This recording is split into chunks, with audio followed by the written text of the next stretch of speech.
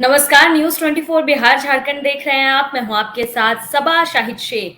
बिहार की सियासत में इस बात को लेकर चर्चाएं तेज हो गई है कि सीएम नीतीश कुमार चाहते हैं कि विधानसभा का चुनाव इसी साल हो जाए। दरअसल खबरें ये आ रही है कि नीतीश कुमार ने पीएम मोदी से कहा है कि झारखंड, महाराष्ट्र और हरियाणा की तरह बिहार में भी विधानसभा चुनाव करा लिया जाए। तो आखिर ऐसे में सवाल ये उठता है कि इन सब के पीछे नीतीश कुमार की मंशा क्या है। नीतीश कुमार के मन में आखिर चल क्या रहा है। चलिए इन्हीं तमाम बातों पर विस्तार से चर्चा कर लेते हैं। चर्चा के लिए हमारे साथ गेस्ट जुड़ रहे हैं। हमारे साथ जुड़ रहे हैं वरिष्ठ पत्रकार अरुण पांडे जी। जी अरुण पांडे जी, बहुत बहुत स्वागत है आपका। सबसे धन्यवाद। जी, सबसे पहला सवाल तो यही है कि नीतीश कुमार के मन में आखिर चल क्या रहा है जो वो चाह रहे हैं कि विधानसभा का जो चुनाव है जो अगले साल होना है वो इसी साल हो। अगर वो ऐसा चाह रहे हैं, जिस बात की चर्चाएं तेज है, तो इन सब के पीछे रणनीति क्या है? देखिए, ये अभी जो बिहार में लोकसभा चुनाव के जो नतीजे आए हैं, 18वीं लोकसभा के चुनाव, बिहार में एनडीए को 9 सीटों का नुकसान हुआ है। जी। उसमें बीजेपी 5 सीटें जीती थी, बड़े भाई की भूमिका में लड़ी थी भाजपा 17 सीटों के लिए। अब 5 सीटों का नुकसान हुआ है। जदयू 16 सीट के लिए लड़ा था और उसे 4 सीटों का नुकसान। अब इसके बाद सचमुच आप सच पूछिए, नीतीश कुमार के मन में क्या चल रहा है, ये अभी सवाल जो उठा है या जो भी जहन में चर्चा हो रही है सत्ता की गलियारी, तो कोई बिहार के लिए तो एनडीए के अनुकूल स्थिति है नहीं, मैं देखता हूँ। इसलिए भी कि पड़ोसी राज्य वेस्ट बंगाल में, यूपी में, महाराष्ट्र में तो एनडीए को इतनी क्षति हुई कि बीजेपी को अकेले बहुमत नहीं मिला और 2 चुनावों में, जिस तरह से 2014 में और 19 में बीजेपी के अकेले बहुमत पाकर सत्ता में बैठी थी, इस बार उसके सहयोगी दल खासकर बिहार में उसी जदयू को, जो बीजेपी के सहयोग और सहारे से सरकार चल रही है, पाला बदल के बाद ही सही आज जदयू के समर्थन पर केंद्र की सरकार थी। तो ये जो चर्चा थी पहले से, एक और दूसरी बात एक और देखना होगा कि नीतीश कुमार की उम्र और सेहत, कौन ये बात जो चर्चा पहले से आकलन था भले, लेकिन बिहार में चुनाव कोई जो नियत है इसका नवंबर 2025 में इसी साल झारखंड, दिल्ली और हरियाणा के साथ चुनाव होगा, या नीतीश कुमार ने ऐसी कोई बात प्रधानमंत्री से कही हो या कोई शर्त और कोई दबाव कोई इस तरह से केंद्र में जदयू ने समर्थन दिया हो, ये चर्चा हो सकती है सत्ता के गलियारे में, लेकिन मुझे इसमें कहीं कोई यथार्थ नहीं दिखता है। जी, तो क्या लग रहा है, अगर ऐसी बातें हैं तो क्या नीतीश कुमार छोटे भाई की भूमिका से तंग आ गए हैं? आप मुक्त होना चाहते हैं छोटे भाई की भूमिका से? नहीं, छोटे भाई की भूमिका से देखिए, लोकसभा चुनाव के नतीजे के बाद तो सब कुछ नीतीश कुमार के पक्ष में जाता दिखा। आपने देखा कि चुनाव के बाद ही बिहार में 2025 का नवंबर का चुनाव जो असेंबली का होगा, उसमें बीजेपी ने अनाउंस कर दिया कि वो चुनाव भी हम नीतीश कुमार की अगुवाई में लड़ेंगे। तो फिर अब छोटे भाई की भूमिका में कहाँ है? नीतीश कुमार बिहार में सरकार की अगुवाई कर रहे हैं, बिहार में नेता हैं। चुनाव भले भाजपा बड़े भाई की भूमिका में लड़ी, लेकिन दोनों फिर तो बिहार में बराबरी पर आ गए हैं, दोनों को 12-12 सीटें मिली है। तो अब नीतीश कुमार बिहार में छोटे भाई की भूमिका में कहाँ है? रही बात केंद्र सरकार में देखिए, चाहे टीडीपी 16 सीट वाली टीडीपी हो या 12 सीट वाली जदयू हो, वहां की जो स्थिति आप देखेंगे तो भाजपा की हनक तब भी अभी कायम है। भले ही सहयोगी दलों के समर्थन से वहां सरकार बनी और चल रही है, लेकिन वहां कहाँ सहयोगी दलों के का कोई इस तरह से डिक्टेशन चला है। आपने देखा, पहले चर्चा आई कि लोकसभा का स्पीकर टीडीपी या जदयू चाहता, केंद्र में 4 मंत्री, फला फला विभाग चाहता है। तो वैसी कोई बात न तो टीडीपी के साथ हुई और न भी जदयू के साथ हुआ है। इसे नीतीश कुमार बिहार में कोई छोटे भाई की भूमिका में कहाँ आ गए हैं? चुनाव में भले 17 सीट भाजपा लड़ी और भाजपा को ये लग रहा था इस बार बिहार में मेरी कामयाबी शानदार होगी और स्ट्राइक रेट हमारा ज्यादा होगा। बिहार में तो बीजेपी का स्ट्राइक रेट 54% है और जदयू का स्ट्राइक रेट 75%। तो कुल मिला जुलाकर मैं मानता हूं कि बिहार में एनडीए का कद छोटा हुआ है, एनडीए को 9 सीट का नुकसान हुआ है, लेकिन नीतीश कुमार की कुर्सी पर अभी फिलहाल न कोई खतरा दिखता है। और संबंधों में भी देखिए, चुनाव के बाद कुछ बातें हुई, कि जदयू का वोट ट्रांसफर नहीं हुआ। सारी पार्टियां हैं, उनका जो कोर वोट बैंक है वो दरका है, चाहे वो लालू प्रसाद का एमवाई हो। यादव मुस्लिम समीकरण में भी दरार आई है, दरका है, और उसमें भी संधमारी हुई। आपको सीवान का उदाहरण आपके सामने है कि सीवान में आपने देखा कि वहां एक और राजद का उम्मीदवार जो था वो यादव थे, अवध बिहारी चौधरी, और वहां हिना साहब के कारण वहां मुस्लिम वोट मिलने से रहे। नीतीश कुमार का लघु समीकरण भी दरका। अब उसका उदाहरण मुंगेर सामने है कि मुंगेर के चुनाव में जिस ढंग से राजद के कैंडिडेट ने चुनौती दी, वहां स्पष्ट था कि नीतीश कुमार का जो लघु समीकरण है कुर्मी कोयरी का, उसमें सेंधमारी हुई। और उसी तरह से बीजेपी का जो वोट समीकरण मान जाता है शहरी वोटर्स, वैश्य वोटर, तो आपके सामने उदाहरण है सीतामढ़ी, वैशाली, जहाँ की राजद की उम्मीदवार थी, वहां अच्छी खासी चुनौती दी है। तो कुल मिला के बिहार में अभी दूसरे अन्य राज्यों में, जो 3 राज्यों में अभी चुनाव होने हैं, उसके पहले कश्मीर का चुनाव होगा। तो बिहार में अर्ली पोल होने का अब मुझे कोई फिलहाल अभी ऐसा न संकेत दिखता है, और नीतीश कुमार के मन में भी ऐसी कोई बात मुझे नहीं दिखती है। अच्छा अरुण जी, लेकिन कहीं ऐसा तो नहीं है कि नीतीश कुमार ने, नो डाउट जेडीयू ने बहुत अच्छा प्रदर्शन किया लोकसभा चुनाव में, नतीजा सबके सामने है, तो कहीं वो ये तो नहीं चाह रहे कि इसी हवा में विधानसभा चुनाव भी निकल जाए? नहीं, यही मैं कह रहा हूँ साजी कि जदयू का प्रदर्शन बहुत अच्छा कहाँ रहा है। जदयू ने भी तो 4 सीटें कमाई है। मैं यही कह रहा हूँ, जब कोई पार्टी यहाँ लूजिंग, तो अभी साल भर नवंबर 2025 में जब चुनाव होंगे तो इस सरकार को संभालने का, जदयू बीजेपी और सहयोगी दलों को संभालने का अवसर मिला है। अभी सामने जब लक्ष्य कुछ अच्छा पाने की हो, तब ना अर्ली चुनाव में जाता है कोई दल जाता है।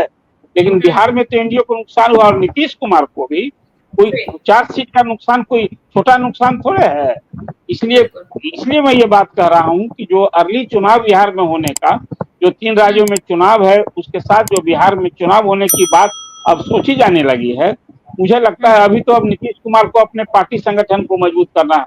29 तारीख को दिल्ली में उन्होंने राष्ट्रीय कार्यकारिणी की बैठक बुलाई, उसमें संगठनात्मक बदलाव होगा। खुद सरकार में भी है, सरकार चला रहे हैं। आपको याद होगा दिसंबर महीने में पिछले साल उन्होंने जदयू के संगठन के अध्यक्ष पद की बागडोर भी संभाली थी, ललन सिंह ने इस्तीफा किया था। तभी तो पार्टी को भी दुरुस्त करना है, पार्टी का भी, पार्टी की सांगठनिक कमजोरी कहिए या उनके वोट बैंक में कहीं ना कहीं कोई कमी या कमजोरी रही, तभी तो सीटें घटी है। इसके माने में बिहार में विपक्ष का हौसला बुलंद है, आप ही कह सकते हैं। महागठबंधन यहाँ चाहेगा कि अर्ली चुनाव हो, इसलिए कि जिस ढंग से उसे कामयाबी मिली है, और नीतीश कुमार के वोट बैंक में या बीजेपी के वोट बैंक में जो दरार पड़ी है, तो विपक्ष जरूर चाहेगा उसको अर्ली चुनाव होने का। लेकिन सत्ता में बैठी कोई पार्टी अर्ली चुनाव में जाने से उसे फायदा कहाँ दिख रहा है? जो बिहार में 3 राज्यों के साथ, देखिए अब कंसेप्ट बदल गया है। चुनाव के पहले ये बात होती थी कि नीतीश कुमार की जो सेहत है, जो उम्र है, शायद वो पहले चुनाव हो जाएगा तो फिर अगला साल 5 साल फिर सत्ता मिल जाए। लेकिन इस चुनाव नतीजे से ये सारी पार्टियां हिल गई हैं। देखिए थोड़ा सा अब ये संदर्भ बदल गया है नतीजे के बाद, तो इसलिए ये बात सही है संतोष। हाँ, हालांकि इससे पहले भी नीतीश कुमार ये चर्चा उठा चुके हैं, ये बात रख चुके हैं कि विधानसभा का चुनाव पहले करा लिया जाए, जिसके बाद बीजेपी की तरफ से ये जवाब भी आया था कि जनता कंफ्यूज हो जाएगी अगर लोकसभा चुनाव विधानसभा चुनाव के साथ होगा। लोकसभा चुनाव के साथ विधानसभा का चुनाव हो, ये बात चली थी कि 4 राज्यों में चुनाव हुए ना अभी लोकसभा के साथ, और वहां 4 जगह बीजेपी को कामयाबी मिली। ठीक है, बीजेपी की सीटें घटी, बिहार में 5 सीटें घटी है, लेकिन अंततः तो पूरे देश भर का यदि आप उसको नेशनल प्रोस्पेक्टिव भी देखेंगे तो बीजेपी को अपने सीटों का लोकसभा में नुकसान हुआ है, लेकिन 3 राज्यों में तो उसी की सरकार बनी है, कहाँ उसका नुकसान हुआ है? तो लोकसभा चुनाव के साथ बिहार में भी चुनाव कराने की चर्चा होती थी, लेकिन बीजेपी उसके लिए तैयार नहीं हुई कि फिर एक संदर्भ बदल जाएगा। इसलिए जो बिहार में अर्ली पोल, मेरे हिसाब से जो मेरा आकलन है, वो चुनाव फिलहाल नियत समय में हो। और खासकर तेजस्वी ने यहाँ जो रोजी रोजगार नौकरी का मुद्दा बनाया है और 17 महीना बनाम 17 साल की जो बातें की है, निश्चित रूप से इससे सत्तारूढ़ दल और जदयू और बीजेपी भी यहाँ दबाव में है, सकते में है। और खासकर बीजेपी का नेतृत्व वर्ग, आपने देखा अभी इस चुनाव के बाद बीजेपी की समीक्षात्मक बैठक हुई थी, हार के कारणों की समीक्षा हुई थी। तो आरएसएस का नेतृत्व तो पहले से कह रहा है कि कहीं न कहीं अति आत्मविश्वास और घमंडिया नेचर होने से, या जो सिटिंग एमपीज हैं उनका बहुत एंटी इनकम्बेंसी फैक्टर था, इसके कारण पार्टी को ये नुकसान हुआ है। यदि सिटिंग एमपीज के चेहरे बदले गए होते तो इस तरह का नुकसान नहीं होता, ऐसी चर्चा अब हो रही है। जी। अच्छा, एक ये भी सवाल उठ रहा है अब कि जैसा कि चर्चाएं तेज हो गई है कि अब पीके भी चुनावी मैदान में उतरने वाले विधानसभा चुनाव में, उनकी पार्टी भी विधानसभा चुनाव लड़ेगी, तो क्या लगता है इसका नुकसान कहीं ना कहीं जेडीयू, आरजेडी और बीजेपी को उठाना पड़ेगा बिहार में? तो निश्चित रूप से आज बीजेपी बिहार में सत्ता में है, नीतीश कुमार 17-18 साल से सत्ता में है और इस ढंग से प्रशांत किशोर एक रणनीतिकार रहे हैं और अपनी पार्टी का पिछले साल भर से वो गांव-गांव संवाद कार्यक्रम चल रहे हैं, पदयात्रा में हैं और 2 अक्टूबर को उन्होंने पार्टी लॉन्च करने की ठानी है। सभी 243 सीट पर वो चुनाव लड़ेंगे और जो उन्होंने चुनाव की रणनीति बनाई है, कार्य योजना बनाई है, हर जिले में, हर प्रखंड में, हर पंचायत में वहाँ की जरूरत क्या है और खासकर यूथ को वो एड्रेस ज्यादा कर रहे हैं। देखिए, बिहार की एक सच्चाई जरूर है कि राजनीति में जाति और जात में भी राजनीति, तो इसको भी इस तोड़ना चाहते हैं प्रशांत किशोर और उनका कहना है कि हम 243 सीट पर लड़ेंगे। कुछ तो एजेंडा भी उन्होंने दिया है कि जब सत्ता में आएंगे तो रोजी रोजगार तो एक अलग इशू, प्राथमिकता तो रहेगी। हर 60 ईयर्स से अधिक वाले लोगों को हम 2000 पेंशन देंगे। मतलब जो पैटर्न यूपी में, ये दिल्ली में और पंजाब में आपने अपनाया, बहुत सारा रियायत की घोषणा की थी, बहुत सारा छूट देने की घोषणा की थी, मुफ्त कुछ राहत देने की बात की थी, तो प्रशांत किशोर उसी रास्ते पर चल रहे हैं। और दूसरी बात, लगातार तेजस्वी यादव अभी एक सीएम कैंडिडेट है, सीएम बनना चाहते हैं और उनका मानना है कि अब तो नीतीश कुमार लूजिंग एंड में है, नीतीश कुमार की सत्ता में वापसी नहीं हो सकती, ये प्रशांत किशोर का आकलन है।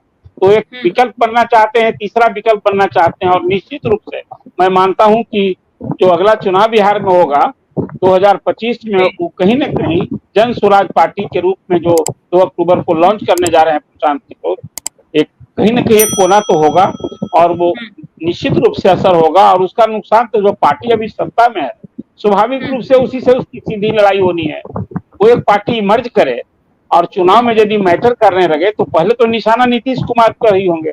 जिस नीतीश कुमार ने 2015 के विधानसभा चुनाव में आकलन किया था कि उनकी जीत प्रशांत किशोर की रणनीति काम आई, आप याद करें। इसलिए जन स्वराज पार्टी का तो कोई जलवा दिखेगा, इससे भी इनकार आप नहीं कर सकते। वो हमेशा सबके लिए एजेंडा सेट करते रहे हैं, जीत के लिए रणनीति बनाते रहे, वो सारी रणनीति को खुद पे इम्प्लीमेंट करेंगे तो उसका फायदा तो होगा ही। निश्चित रूप से इसी कल्पना के साथ, इसी उद्देश्य के साथ, इसी लक्ष्य के साथ प्रशांत किशोर ने इस बार जो ठानी है और जिस ढंग से वो मेहनत कर रहे हैं, किसी राजनेता ने, मुझे तो आजादी के बाद कोई साल भर इस तरह से गांव-गांव की पदयात्रा की हो और वहां के लोगों को कनेक्ट किया, उन्हीं लोगों, बिल्कुल, और वो जाकर उन्हीं युवकों से, वहां के लोगों से सवाल करते हैं कि आप जो वोट देते हैं अब तेजस्वी के लिए या नीतीश कुमार को, तो उनकी कुर्सी के लिए आप कर रहे हैं, अपने बच्चों का भविष्य देखिए, आप अपने लिए सोच ले। मतलब लोगों के बीच जाकर के वो सिस्टम जो आईना दिखा रहे हैं, वो लोगों को कहीं ना कहीं ये सर्च कर रहा है और भा रहा है। बिल्कुल। तो अगर जन स्वराज पार्टी जो चुनाव लड़ने वाली है, तो मुख्यमंत्री का चेहरा कौन होगा, क्या लगता है आपको? क्या प्रशांत किशोर खुद मैदान में उतरेंगे? तो प्रशांत किशोर कोई, आप देखिए ना, प्रशांत किशोर कोई साधु सन्यासी थोड़े हैं। आपने अभी कहा कि पहले दूसरे के लिए वो कार्य योजना बनाते थे, जीत हार का। अभी भी उनकी तरफ से लगातार, उनकी पार्टी की तरफ से भी ये बात कही जा रही है कि अभी प्रशांत किशोर, अभी इस बात पे फैसला नहीं हुआ प्रशांत किशोर, हालांकि उन्होंने पहले बोल दिया कि वो नहीं लड़ेंगे। नहीं, देखिए, ये सब अब कहने की बात होती है। प्रशांत किशोर कोई महात्मा गांधी और जेपी नहीं है, वो सब कुछ सत्ता के लिए कर रहे हैं। यदि ये उनके बनाए हुए कोई घर बनेगा, कोई महल बनेगा, तो प्रशांत किशोर बाहर बैठेंगे क्या? तो सबसे पहले उसी महल में उनके लोग भी चाहेंगे बैठाना। इसलिए प्रशांत किशोर तो उसी का ताना बाना बुन रहे हैं। वो बताते हैं कि भाई बिहार के गांव से वो भी आते हैं, पढ़े लिखे हैं, अपना जो अनुभव किया है और बिहार की तस्वीर बदलना चाहते हैं। तो इसलिए प्रशांत किशोर कोई साधु सन्यासी थोड़े हैं। सत्ता के लिए जब वो सियासी राजनीति में कूदने जा रहे हैं, तो जो कोई अवसर मिल जाए और बहुमत मिल जाएगा तो वो मुख्यमंत्री नहीं बनेंगे, ये कोई तो बड़ा हैरानी की बात होगी। बिल्कुल। आखिरी सवाल मेरा आपसे यही है कि लोकसभा चुनाव के नतीजे सबके सामने हैं, अब विधानसभा चुनाव भी नजदीक है, तो आपको क्या लग रहा है अगर ओवरऑल देखा जाए, जैसा कि अब प्रशांत किशोर भी मैदान में उतरने वाले हैं, तो किसको फायदा किसको नुकसान होने वाला है? बिहार का सियासी समीकरण क्या कह रहा है? देखिए, एक तो जो चर्चा ने आप चर्चा आज थी कि क्या बिहार में चुनाव पहले होंगे, चुनाव जी। हरियाणा, दिल्ली और झारखंड चुनाव के साथ हर रही होंगे, नीतीश कुमार के मन में क्या ये चल रहा है, तो मैं इससे अभी निश्चित रूप से इत्तेफाक रखता हूँ साफ, इसको इस आइडिया को उनके मन में ऐसी कोई बात चल रही हो तो नीतीश कुमार के इर्द गिर्द जो रहते हैं आजकल, नीतीश कुमार की अब वो स्थिति नहीं है जो हम लोग पहले देखते थे। अब तो भाव शून्य हो गए हैं वो, उनको मन में क्या चल रहा है उनके सामने आप देखकर उनके भाव को आप नहीं पढ़ सकते। अब उनकी जो सलाहकार मंडली है, जो उनका भूत, वर्तमान और भविष्य का जो आकलन करने वाले हैं, किसी को जो समझदार है, राजनीतिक समझ रखने वाला है, वो अर्ली चुनाव में जाने का मन भी हो जाए तो मना करेगा। पहला सवाल ये है। दूसरे सवाल की बात जो आपने की है, अब प्रशांत किशोर यदि इस चुनाव में कूदेंगे तो जो सत्ता में है, नेचुरल है कि पहले तो चुनौती उसी को मिलेगी। और सीएम पद में अब बिहार में देखिए राजनीति की दो धारा है, एक दूध धुरी है, एक तरफ लालू प्रसाद है, दूसरे तरफ जो लालू विरोधी वोटर्स हैं वो आज नीतीश कुमार नेता हैं। इस गठबंधन से कोई और चेहरा भी हो तो वो होगा, और वहां जब प्रशांत किशोर की जन स्वराज पार्टी जुटेगी तो लड़ाई उसकी सीधी उसी से होगी।